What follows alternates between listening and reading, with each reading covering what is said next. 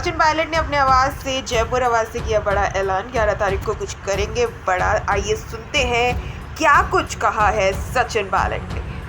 साथियों, आप ये भी जानते हैं कि एक बात तो और स्पष्ट हो गई है।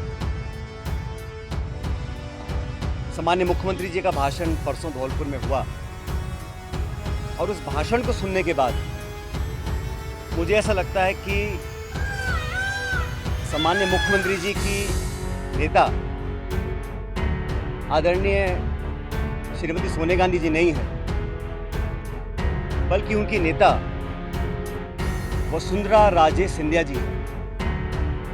उनकी नेता सोनिया गांधी जी नहीं है, बल्कि उनकी नेता वसुंधरा राजे सिंधिया जी है।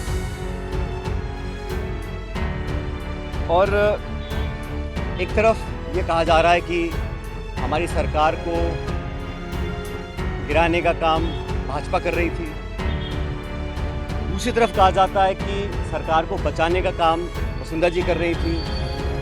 तो ये जो विरोधाभास है इसको समझाना चाहिए।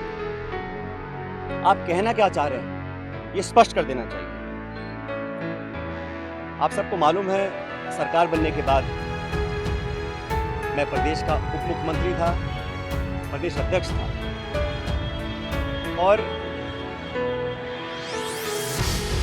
2020 में देशद्रोह, राष्ट्रद्रोह के मुकदमे में मेरे पर कार्रवाई करने की कोशिश की गई थी। अनेक ऐसे प्रकरण हुए और हम सब लोग, और मैं स्पष्ट करना चाहता हूं कि मैं और हमारे कुछ साथी सरकार में नेतृत्व परिवर्तन चाहते थे।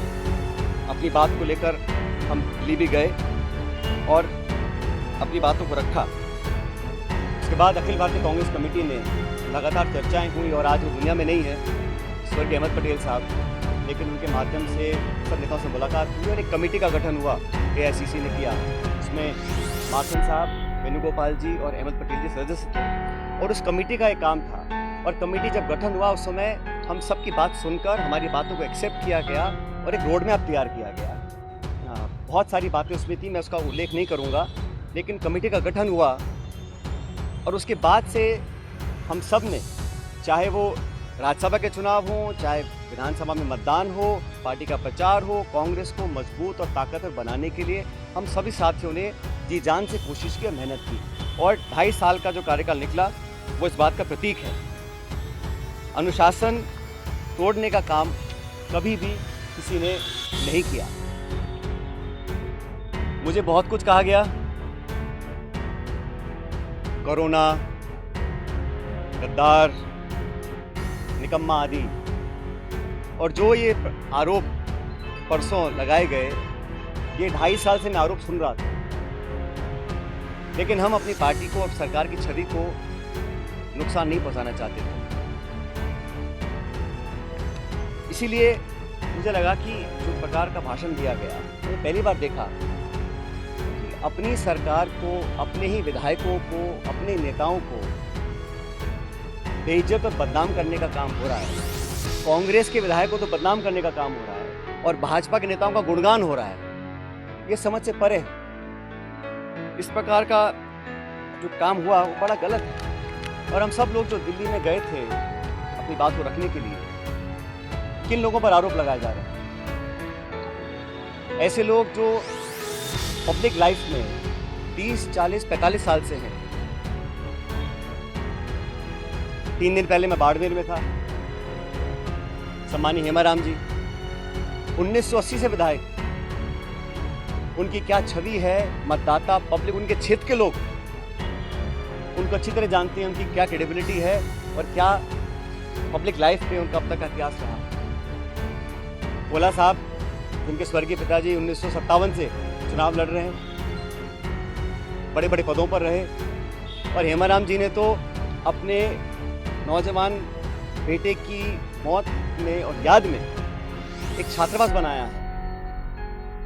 100 करोड़ की जमीन तो उनकी बाड़मेर में, निजी जमीन को उन्होंने दान किया समाज के लिए, लोगों के लिए। पैसा इकट्ठा कर 22 करोड़ का हॉस्टल बनाया 150 बच्चों के लिए, गरीब बच्चों के पढ़ने के लिए। इन सब लोगों पर इस प्रकार के आरोप लगा देना मैं समझता हूँ बहुत गलत है, बहुत निंदनीय है और मैं सिरे से इन बेबुनियाद और झूठे आरोपों को नकारता हूँ।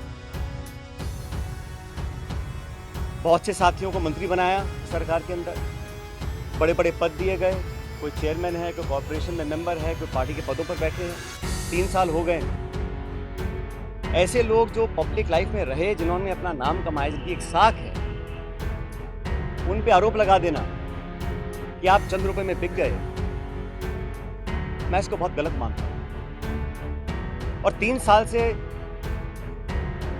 कोई कार्रवाई आपने नहीं करी, ये बहुत बड़ा सवाल उठता है।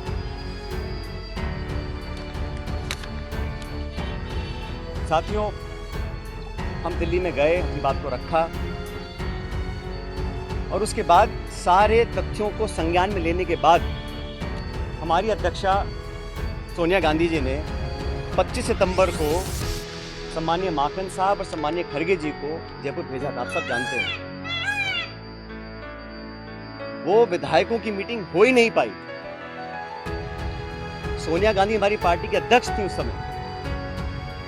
उनकी जो अवहेलना हुई, उनकी जो मानहानि हुई, उनकी जो बेइज्जती हुई, वो गद्दारी थी।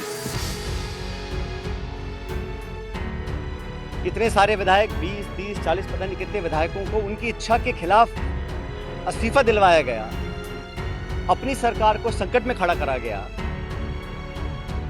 बहुत से लोग आरोप लगाते हैं कि मोदी और शाह के कहने पर इस्तीफे दिलवा दिए गए। अब ये बात मुझे बोले और मैं जाके मंच पे इस बात को बोलूं, ये शोभा देता है? मुझे लगता है कि अब तक जो हुआ उस घटनाक्रम में वो उस बात को दिखलाता है अनुशासनहीनता किसने करी, पार्टी का डिसिप्लिन किसने तोड़ा और सही मायने में संगठन को और सरकार को कौन मजबूत कर रहा है, कौन कमजोर कर रहा है। और अपने नेताओं को खुश करने के लिए बहुत सारे लोग तरह तरह की बातें करते हैं। कोई किसी की चुगली करता है, कोई किसी की चुगली करता है। मुझे बहुत सारे लोग आके बहुत सारी बातें बोलते हैं कि यहाँ हजारों करोड़ का घोटाला हो गया, यहाँ ये स्कैम हो गया। इन्हीं बातों को मैं मंच पर आकर उनका बखान करूं, ये शोभा नहीं देता, ये गंभीर राजनीति का परिचय नहीं है।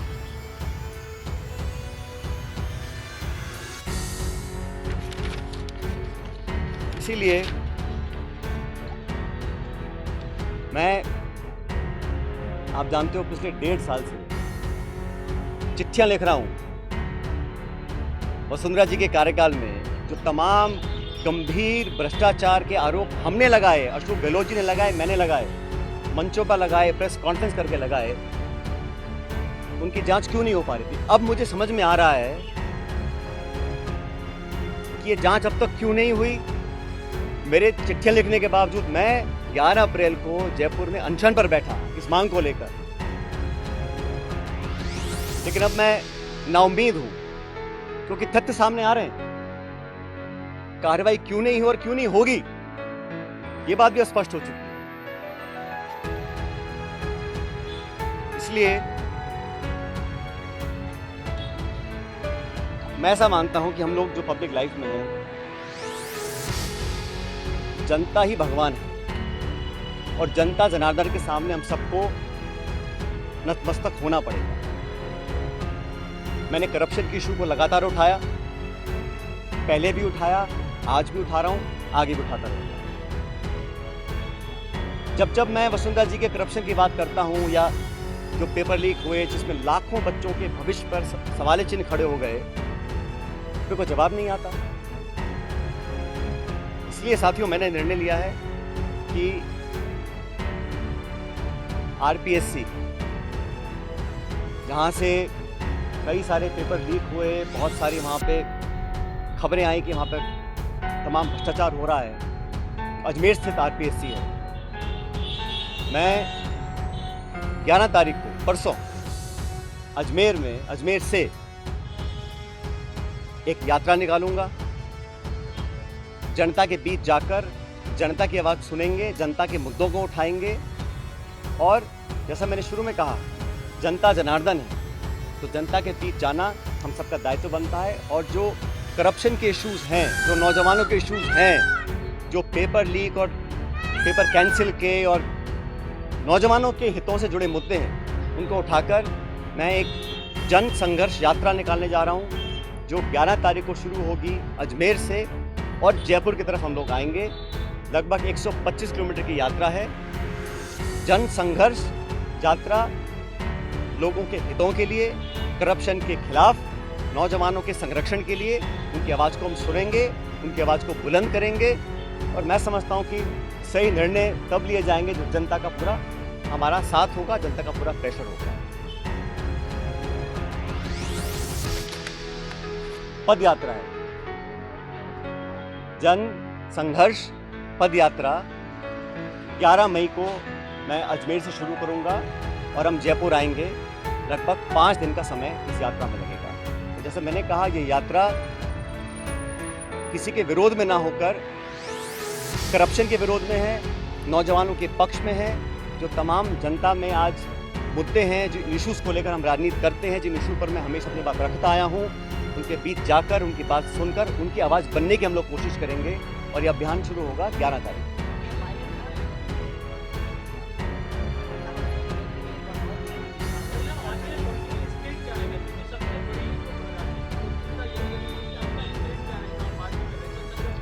मैंने कहा ना आपको, कुछ लोग ऐसे हैं जो चाहते हैं कि कांग्रेस कमज़ोर हो, कांग्रेस पे फूट पड़े, और जैसे मैंने कहा, बदनाम करने की, आरोप लगाने की, आलोचना करने की, चरित्र हनन करने की कहीं कोशिश अगर हो रही है तो उसको हम नाकाम करेंगे। हमारी पार्टी को जो लोग कमज़ोर करना भी चाहते हैं उनको हम होने नहीं देंगे। लेकिन पब्लिक इश्यूज़ पे जो मेरा स्टैंड पहले था वही स्टैंड आज भी है और आगे भी रहेगा। और जो करप्शन हुआ, जिसको हमने सैकड़ों बार पब्लिक में उसको एक्सेप्ट किया, उस पर 4.5 साल तक हम कोई कार्रवाई नहीं कर पा रहे हैं। मैं अब समझ रहा हूँ कि वो कार्रवाई हम क्यों नहीं कर पा रहे थे। कोई कारण तो होगा। मैंने चिट्ठियाँ लिखी, अनशन किया, आवेदन किया, आग्रह किया, बार बार किया, हाथ जोड़ कर किया। अगर कार्रवाई नहीं हो रही थी तो अब मुझे समझ में आ रहा है कि वो कार्रवाई क्यों नहीं हो रही थी। लेकिन किसी भी नेता से बड़ी जनता होती है, तो जनता के समक्ष हम जाएंगे, इन बातों को रखेंगे। और जो लाखों लाख बच्चों के पेपर कैंसिल हुए, जिनके माँ बापों ने अपना पेट काट कर उनके ट्यूशन के पैसे दिए, उनको साल 2 साल मेहनत करवाई, जो कभी ओवरेज हो सकते हैं, जिनका भविष्य के आगे उनको पता नहीं वो क्या करेंगे, जो विश्वास और जो एक क्रेडिबिलिटी होती है, अगर वो सिस्टम से ख़त्म हो जाएगी तो फिर आने वाला समय बहुत मुश्किल होगा। इन तमाम बातों को लेकर मैं जनता के बीच में जाऊंगा और लगातार पैदल यात्रा करेंगे अजमेर से 11 तारीख से। सच दिखाते हैं और सच को देखने के लिए हमारे चैनल को लाइक करें, सब्सक्राइब करें और बेल आइकन दबाना बिल्कुल ना भूलें।